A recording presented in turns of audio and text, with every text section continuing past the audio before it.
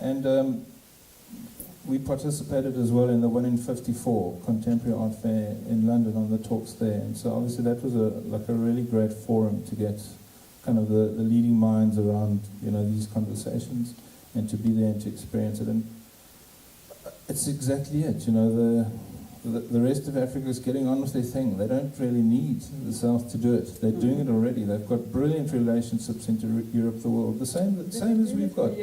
It's just a mixed perception, I think, in the South, and I think they need to get past that, not the North. The South needs to get past itself.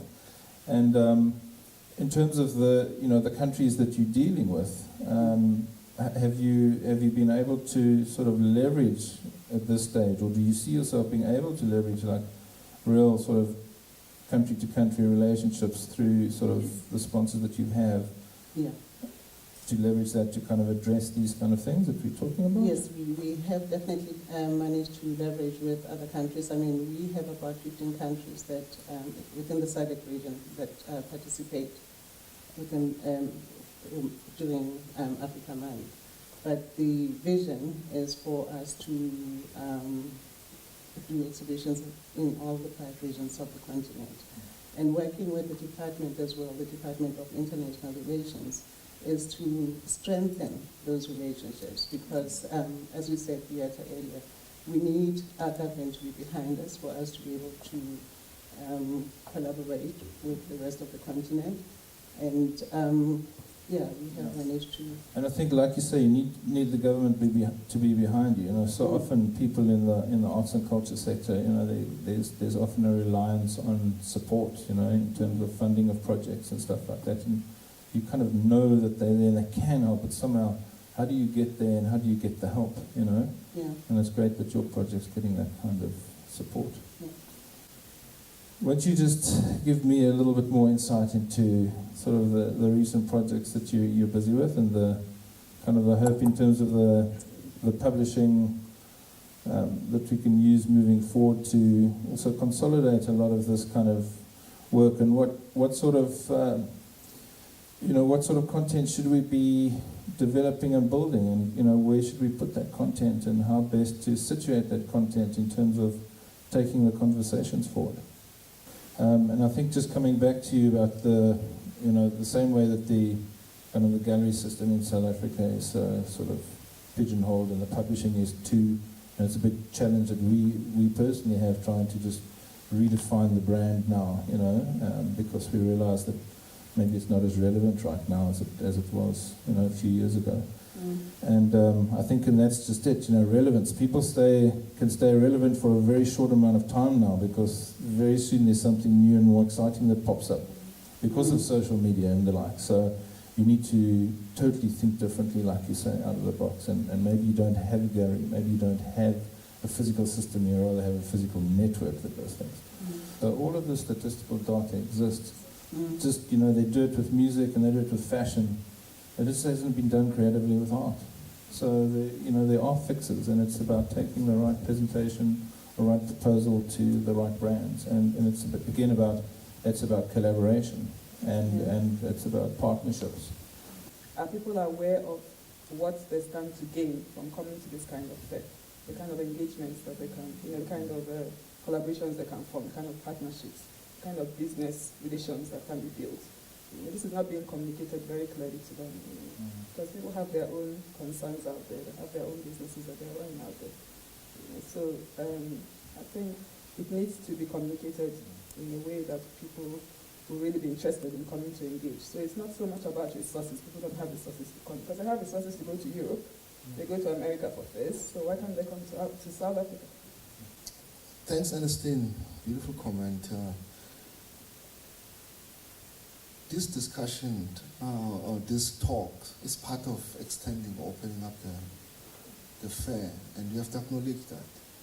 And remember, this fair is also young. As much as we are trying to be critical or reflective of it, also you need to be sympathetic. It's new, it's young.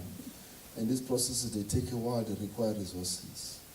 This is not excuse what is not in place, what is supposed to be, but we have to always acknowledge their faults, And I agree with you.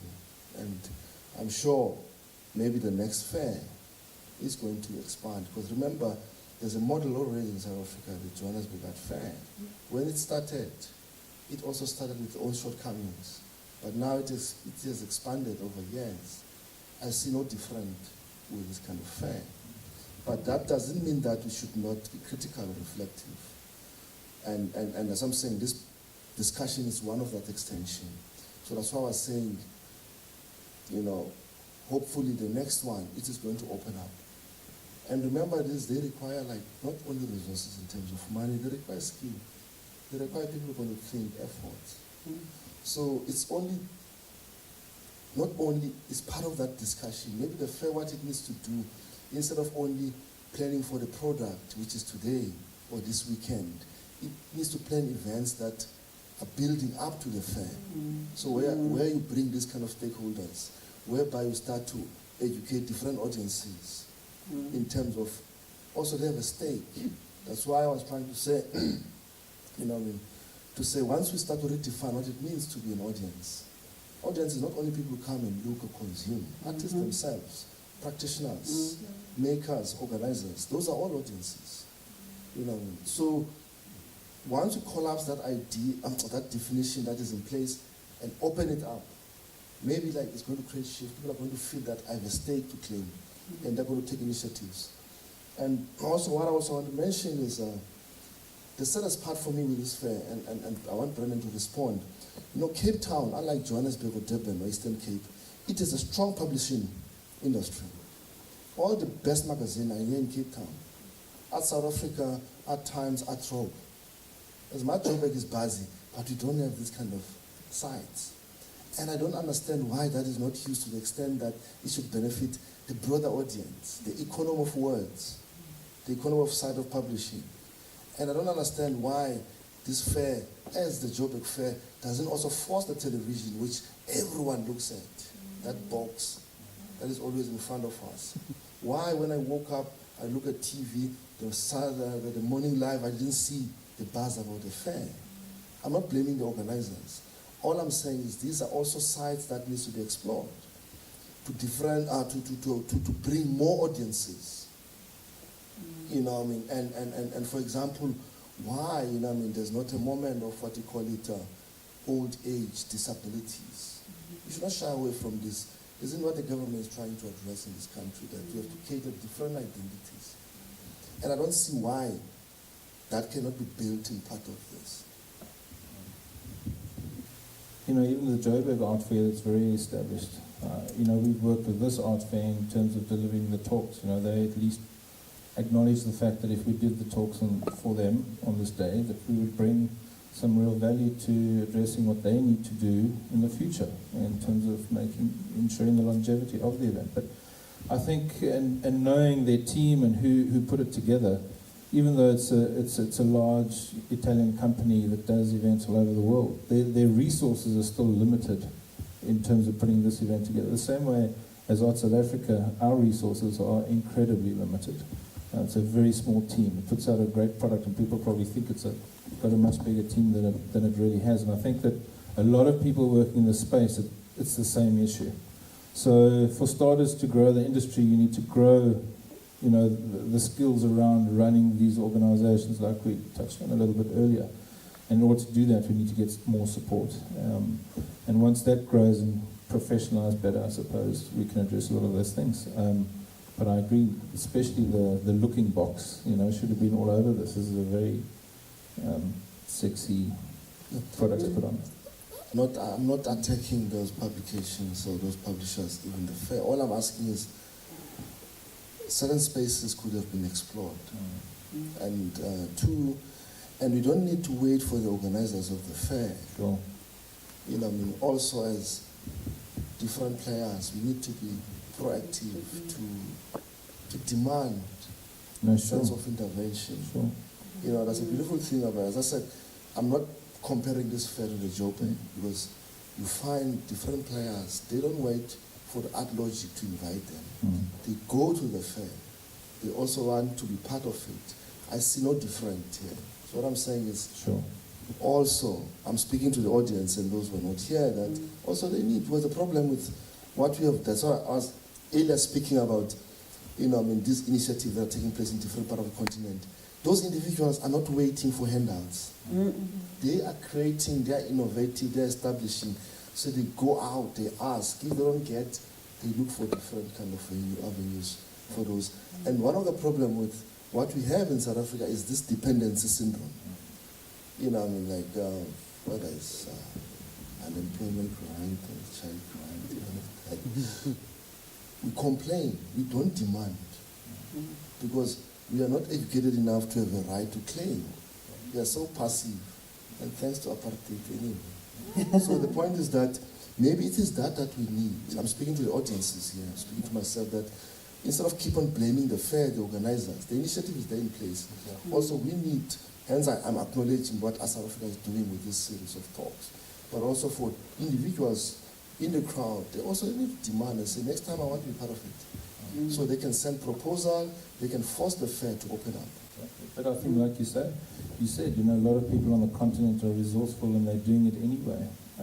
It shouldn't be, the handout doesn't work. Nothing's going to be sustainable if it's built on a handout. People need to take responsibility and acknowledge that they could add value and do stuff and get down and do it. And there are lots of people who are doing interesting stuff. It's about maybe other people just putting them together.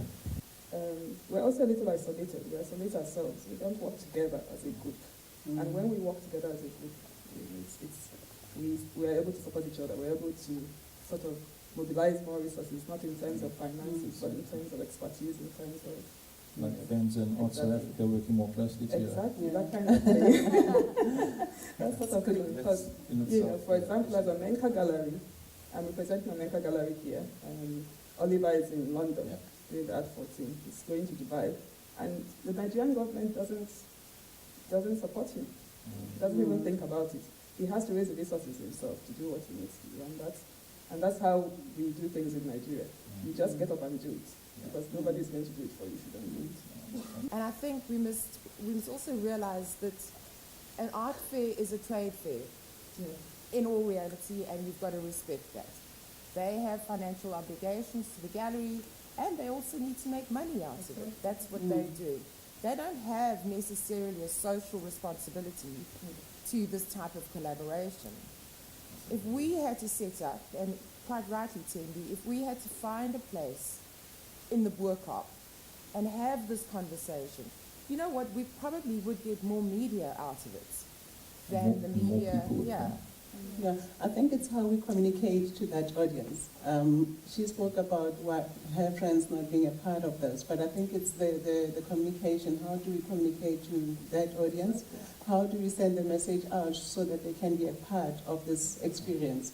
It's creating an experience, Beata said so earlier, that creating an experience that would make them to be a part of this. And I think, like you said, Timmy, I don't think people don't want to come. I think people don't know how, and we need to start opening that communication so that they understand it and they are a part of it.